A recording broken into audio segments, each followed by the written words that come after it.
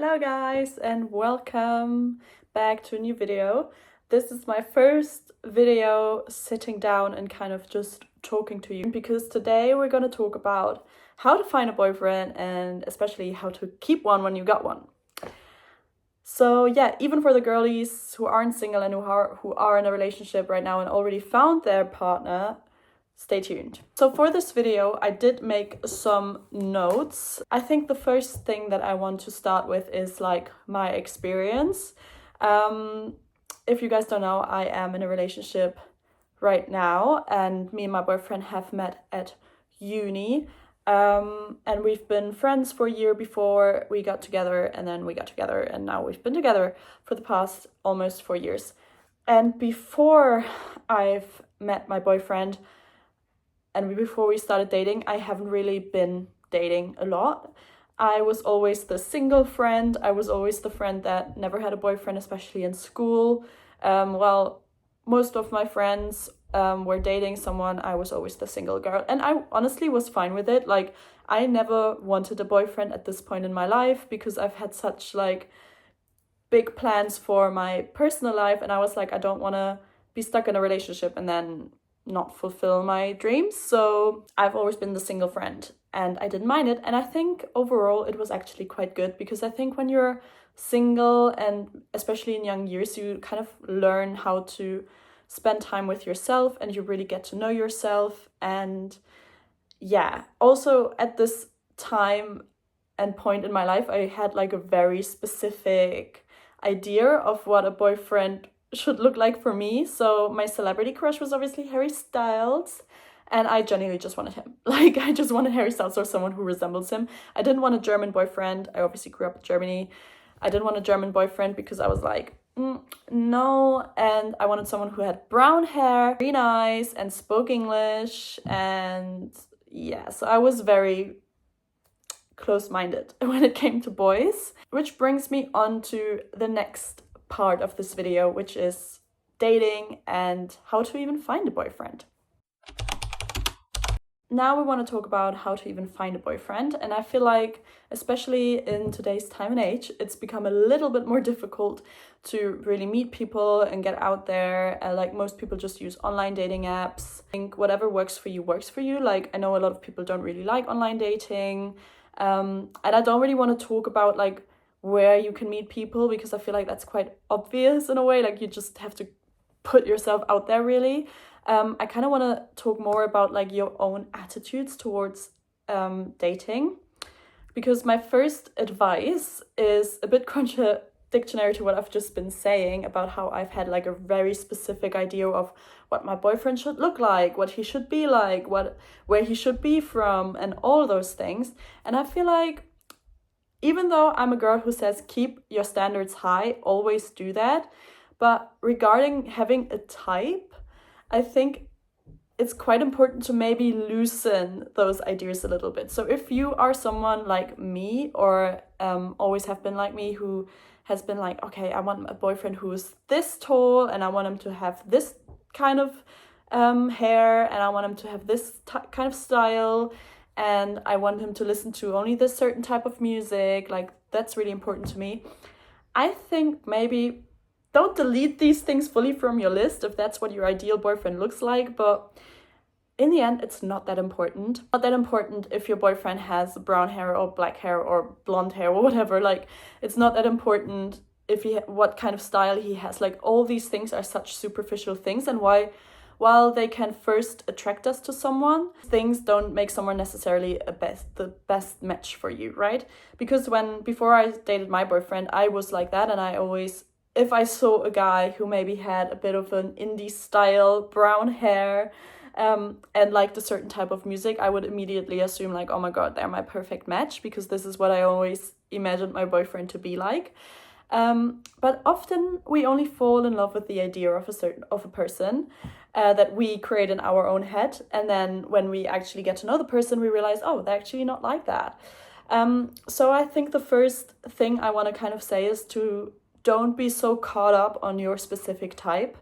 The love of your life might not have brown hair and green eyes. The love of your life might look completely different, but might be a much better fit to you than someone like they are just the perfect match to you, and it doesn't really matter what they look like, even though attraction is obviously an important part of a relationship. And an important part of dating, because that's the first thing we really look at, is how someone looks and how someone presents themselves, and that's usually the first things you really talk about. It doesn't really last, like it doesn't really matter in the long run. In the end, it's not about whether you find that person immediately attractive, it's whether you become attracted to them, and that can happen over time. I think maybe some things to really look for, instead of just looks and style and vibes and music and whatever, is does this person have a good heart? Like, is this genuinely a good person? Would I like this person as a person even if I wouldn't date them? Like, with me and my boyfriend as well, like I always really respected him for the person he is, and even though I never even thought of dating him, I was just always like, wow, like he's such a good person, he's funny, he like has emotional intelligence, like I can actually talk to him, like, all these things are so much more important.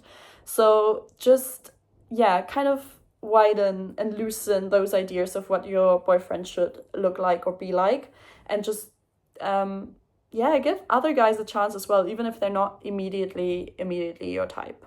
While saying that, I'm not saying that you should lower your standards for anyone. I've always been someone who's had high standards, I think, like, or I always thought like, oh, maybe I have higher standards than other girls around me, because I want, like, if I'm in a relationship, I want to feel like I'm in a relationship. Like, my life is already good when I'm on my own. Like, I don't need someone to just make it worse, or like not add anything to it. Like, I want to be taken out, I want to receive flowers, I want to feel loved, I want to be showered in love, because I think, what else would I be in a relationship for? So never lower your standards. While you can be broad with your type, it doesn't mean you should change the way you want to be treated in a relationship. So I think overall, also just don't try to find like the perfect person who meets all of your boxes. I just think, and again, I'm not saying lower your standards, but I think it's quite unrealistic to find someone, or it can make life a lot harder if you're trying to find someone who is immediately perfect. Everyone comes with flaws, and so do people we meet and want to date. And that's not immediately a bad thing. Like, relationship also means work, and especially in our age, like if you're in your early to mid 20s, whatever, like we are not fully, like we're still growing in a way, and you just need to find someone who you can grow with. Relationship is really about, it's not about finding that perfect person immediately and then that's done. A relationship takes work and commitment, and you just need to be able to grow with someone. I'm so sorry, my neighbor decided to hoover while I started filming this video, so I feel like you can hear some background noises. I'm not sure if she's still hoovering or not, or if she stopped now. But yeah, I kind of had to restart, and now the light's coming through my window as well. So this video is a bit messy, but guys, this is my first proper sitting down. The final thing I want to say about how to find a boyfriend is also find someone who wants to be a boyfriend. Like, I think there's a lot of guys out there who want a girlfriend, but do they actually want to be a boyfriend? Do they want to act like a boyfriend? Are they ready to worship you?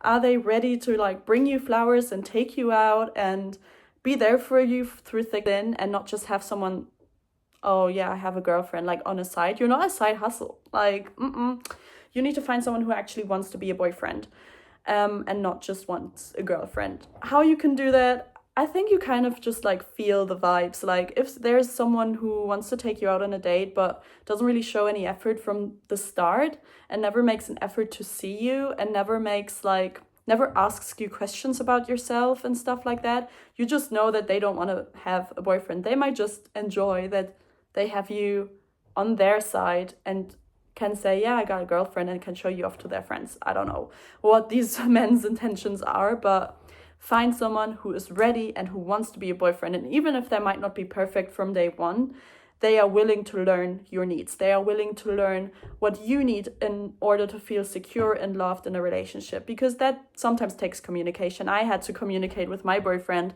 oh, like this kind of things are important to me, and this is how I feel about these sort of things, and blah, blah, blah. Like, it takes a lot of work in communication, but you need someone who's ready and willing to listen to you, and who wants to be your perfect boyfriend.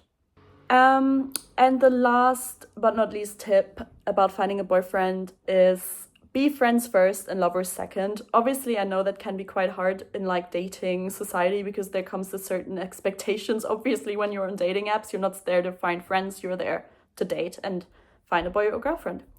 The best and most natural way, and probably what most people want, and what I was lucky enough to experience, is when you start dating one of your friends or you're genuinely friends first. And I mean, it is scientifically proven that if you're friends first and lovers second, that those relationships tend to last longer and have happier, healthier relationships. Because in the end, a relationship can only be built on friendship. Like friendship builds the foundation of any relationship, and there just needs to be this trust, this understanding. You need to be able to have fun with your partner. Like it shouldn't be just solely be built on attraction. That is just like this cherry on top, really. But it's important to be friends first. And even when you're dating in dating apps, you can still create that kind of dynamic. Like look out, like, would you be friends with this person? Like, again, do you actually like this person? And don't just create an idea of them or like the idea of you two together, or like find them really attractive and that's why you want to be with them, because it's most likely not gonna last if that's what you build your relationship on. I think that's it of like my advice on how to find a boyfriend and like kind of what to look out for when you go out there and date or get to know new people. So I think let's move on to the next part of this video. Yeah, how to keep a boyfriend.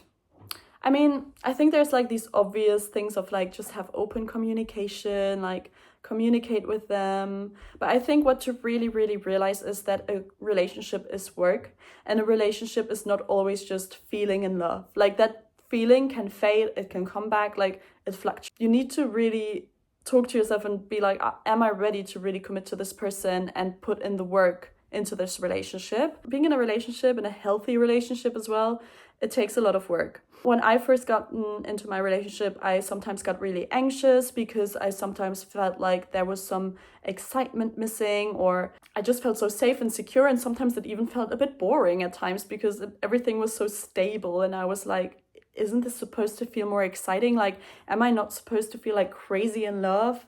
And obviously that feeling can be there at the beginning, but it might fade over time, and that's completely normal. I also want to make another video on relationship OCD because yeah, that's something I've really like kind of struggled with in the first year or two in my relationship. So let me know in the comments if that's something you would like me to talk about as well. Obviously, this is when we talk about a healthy relationship, right? We don't talk about unhealthy relationships or abusive relationships. That's a completely different topic.